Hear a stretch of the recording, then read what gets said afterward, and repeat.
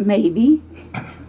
Because now Because I'm thinking I probably need to talk to a lawyer. In the world of crime and justice, what happens when a detective becomes the suspect? We've got two different cases in which we witness to what extent a cop can go in the realm of crimes. And what are their reactions when their careers are on the line? Stephanie Lazarus, a successful detective, got caught up in a long-time mystery. Recent DNA proof suggested she might be the one behind a 1986 murder. The detectives, knowing it was a serious deal, planned to question her carefully. I don't want to talk about this in the squadron because I don't know who people are listening. That's true. And if we go to my side, everybody's always wondering what everybody else is doing. No problem. Okay. They tricked Stephanie, who was good at her job, into helping with a case. But little did she know, they were onto her, using her own success against her. In the confines of an interrogation room, it's an unusual setting for such a conversation. To ease Stephanie's nerves, the detectives assured her that this room was the least likely place for anyone to overhear them. Now, diving into the secret details, Sherry Rasmussen's body was discovered at home, shot 3 times. Initially, it seemed like a botched burglary. The case turned cold without a suspect. But after 23 years, evidence pointed to Stephanie, entangled in a love triangle with Sherry and her husband, John Rutten.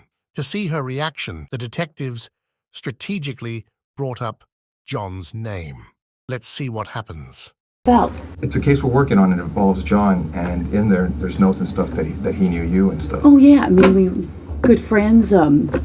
Lived in the dorms for 2 years. Was there ever any relationship or anything that developed between you guys?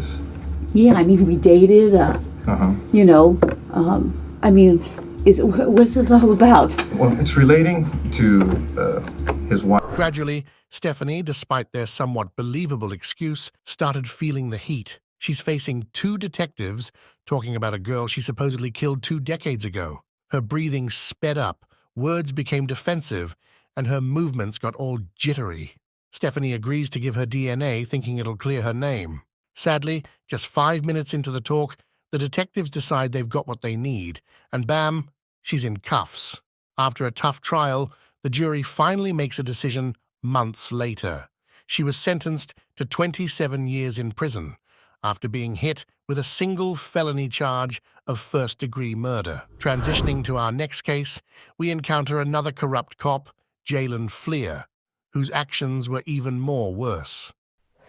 In April 2020, the San Diego police got tips about a man involving in sexual acts with local young girls. After 2 months of digging into it, all fingers pointed at Jalen, leaving investigators with lots of questions that needed quick answers. So, I know that I have a lot to delve into, but I really want to get to know you first, if you don't mind. Definitely. Okay, so I'm going to lean back and get comfortable, just because, are you comfortable? Do you want to take off your duty belt? No, I'm good. Okay, can you tell me a little bit about your upbringing? Yeah, so I will ask what this is about. Yeah, so we're looking into some allegations that were made. We're kind of, it started with a Crime Stopper report, so we're just kind of going from there.